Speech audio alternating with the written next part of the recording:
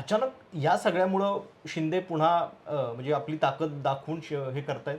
एक काय वाटतं मला माहिती आहे, म्हणजे आता हे एक म्हणजे एवढा सगळा व्यवहार जेव्हा शिंदे करतात आणि ओम निंबाळकर किंवा नागेश पाटील आष्टीकर सारखे लोकसुद्धा म्हणतात आम्ही काही पैशासाठी गेलेलो नाहीत, आम्ही विकासासाठी गेलो. तर म्हणजे शेंबडं पोरसुद्धा त्याच्यावर विश्वास ठेवणार नाही.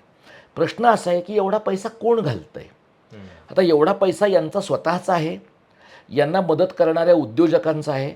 पण मदत करणारा एक मोठा उद्योजक तर भाजपच्याच बरोबर आहे. मग जर मोठा उद्योजक भाजपच्या बरोबर आहे तर तो शिंदेनं का मदत करतोय?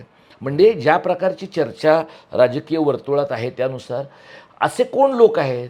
कुणी शस्त्रास्त्रांचा दलाल आहे का? आणखी कुणी माणूस आहे का की जो ह्या सगळ्या प्रोसेसला फंड करतोय? आणि त्या प्रोसेसला फंड करत असताना ते सगळं फडणवीसांच्या मर्जीनं चाललंय का फडणवीसांना चेकमेट करण्यासाठी चाललंय? म्हणजे जे तुम्ही उदाहरण दिलं की म्हणजे ठाकरे आणि फडणवीसांमध्ये पुन्हा सख्य झालं आहे का? तर मला वाटतं ठाकरे आणि फडणवीसांची ही जी काही चुंबाचुंबी आहे सगळी, फ्लर्ट करणं आहे एकमेकांशी, हे फडणवीसांच्या फायद्याचंच आहे.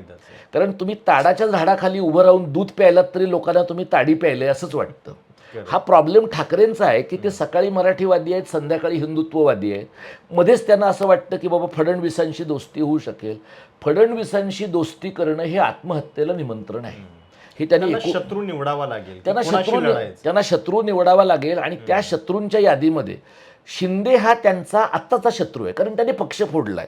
तुम्हाला राग येतो पक्ष फोडणाऱ्या माणसाचा, तुमच्याबद्दल आतली सगळी गुपितं तुमच्या पक्षाची ज्या माणसाला माहीत असतात तो त्याचा बभरा करण्याची शक्यता असते.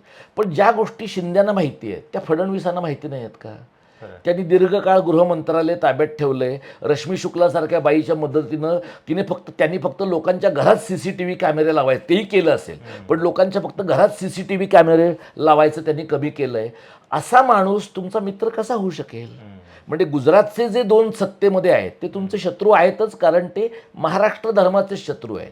पण फडणवीस हे तुमच्या खांद्यावर पाय देऊन दिल्लीला जाऊन त्यांचं राजकारण यशस्वी करतील. आणि कुठल्याही प्रकारची महाराष्ट्रीयत्वाची धग असणारा थोडासा छोटासा शिवसेना पक्षसुद्धा फडणवीसांना चालणारा नाही.